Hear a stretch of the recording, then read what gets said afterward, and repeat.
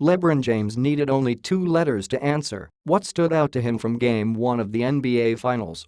He was asked to expand about Kevin Durant, the player he guarded for most of the game, after the Golden State Warriors defeated the Cleveland Cavaliers 113-91 on Thursday night. "I mean, you take one of the best teams that we had ever assembled last year, that we saw in the regular season and in the postseason, and then in the offseason you add a high-powered offensive talent like that and a great basketball IQ like that, that's what stands out," James said. "I mean, it's no ifs, ands or buts. It is what it is. We got to figure out how to combat that." This game, at the site of the Warriors' Game 7 humiliation to the Cavaliers last year, was supposed to be the first time the Warriors felt any real resistance this postseason. Instead, it felt like the start of a coronation for this reloaded super team. "We could be a lot better than we were tonight," Durant said, without a hint of sarcasm. "But in the finals, you get the W, well take it." In their nightmares, the Cavaliers will see Durant sprinting down the middle of the court and slamming down uncontested dunks.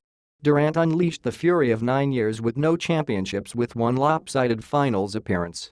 Durant finished with 38 points, 30 in the first 3 quarters, 23 in the first half. He also added 8 rebounds, 8 assists and no turnovers. Warriors guard Stephen Curry finished with 28 points, 10 assists and 6 rebounds. James led the Cavaliers with 28 points, 19 in the first half, but 8 turnovers. Kevin Love had 15 points and 21 rebounds. Never before had 2 teams met in 3 consecutive finals. The Warriors won in 6 games in 2015 for the franchise's first title in 40 years.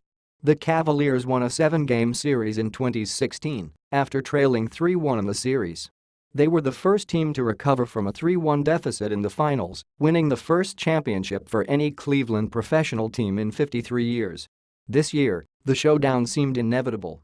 The Warriors didn't lose a game in the first 3 rounds of the playoffs, becoming the first team since the 2001 Lakers to enter the finals undefeated. They were the first team in NBA history to begin the postseason 12-0, dispatching Portland, Utah and San Antonio. The Cavaliers dusted their opponents as well.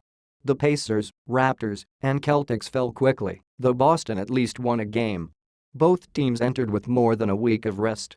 Warriors coach Steve Kerr watched the game from the locker room, unable to take the sideline due to complications from a back surgery that have sidelined him since the first round of the playoffs. The first quarter seemed worthy of the lofty status both teams had earned. Durant and James matched each other in a feisty duel. Once during the first quarter, Durant toppled James as he blew by him, then drove in for a dunk. Durant feasted when the Cavaliers overcommitted to the Warriors' 3-point shooters. "When Kevin Durant has the ball, you don't want to leave him and get to shooters," Cavaliers coach Tyronn Lue said. By the end of the first quarter, the Warriors led 35-30 and had 22 points in the paint to the Cavaliers' 8. They led Cleveland in second-chance points to 12-5. And they had turned the ball over only one time.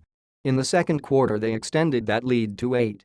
In the third quarter they began treating the Cavaliers just like the teams they faced before them.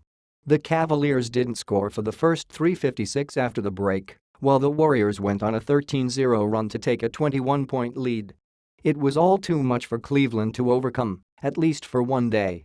The Cavaliers will get 2 days off to decipher what happened and do what no team has done yet this postseason: fix it.